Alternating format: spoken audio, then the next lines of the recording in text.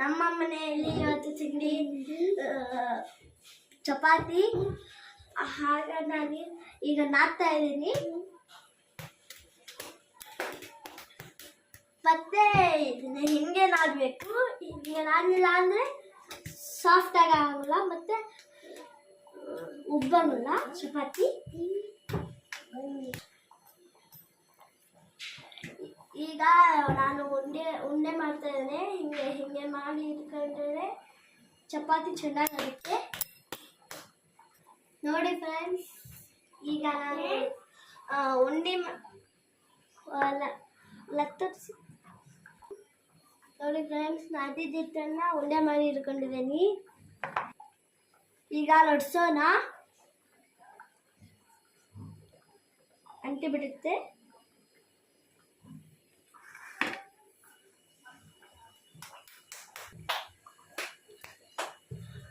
ಈಗ ನಾನು ಲಟ್ಟಿಸ್ತಿದ್ದೀನಿ.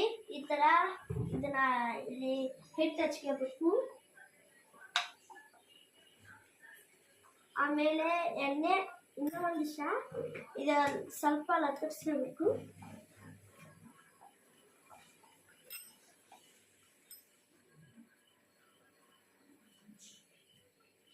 ಈ ಥರ ದಪ್ಪ ಅಂದರೆ ಉಬ್ಬುತ್ತೆ.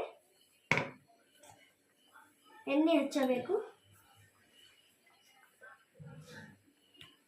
ಆಮೇಲೆ ಹಿಂಗೆ ಮಾಡ್ಕೋಬೇಕು.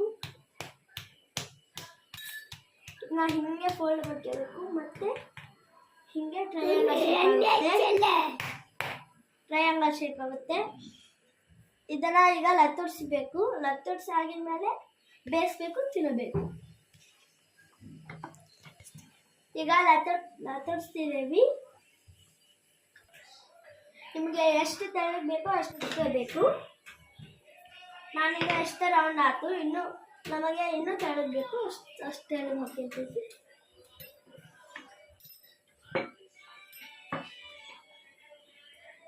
ನಾನು ಈಗ ಉದ್ದಿದ್ದಾಯ್ತು. ಈಗ ಹಂಚು ಕಾಯಕ್ಕೆ ಇಟ್ಟಿದ್ದೀನಿ. ಬಟ್ ಬೇಯಿಸೋದು. ಈಗ ಎರಡು ಕಡೆ ಹಾಕಿ ಬೇಯಿಸ್ತಾ ಇದ್ದೀನಿ.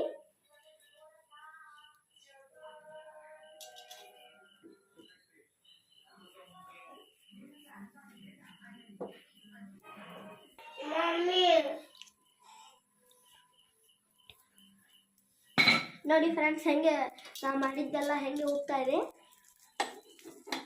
ಇಪ್ಪತ್ತು ಭಾಳ ಮತ್ತೆ ಎಣ್ಣೆ ಹಚ್ಚಬೇಕು.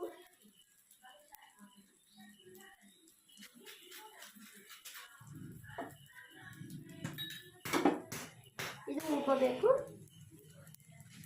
ನೋಡಿ ಇದೆಲ್ಲ ಹೋಗ್ತಾ ಇದೆ. ಎಣ್ಣೆ ಇಟ್ಟು ಎರ್ಕೋಬೇಕು.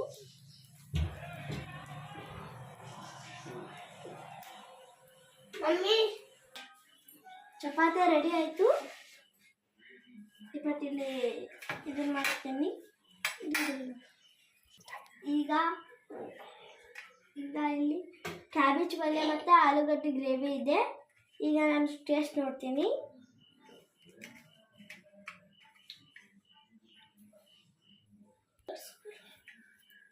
ಈಗ ಟೇಸ್ಟ್ ಮಾಡ್ತೀನಿ. ನೋಡಿ,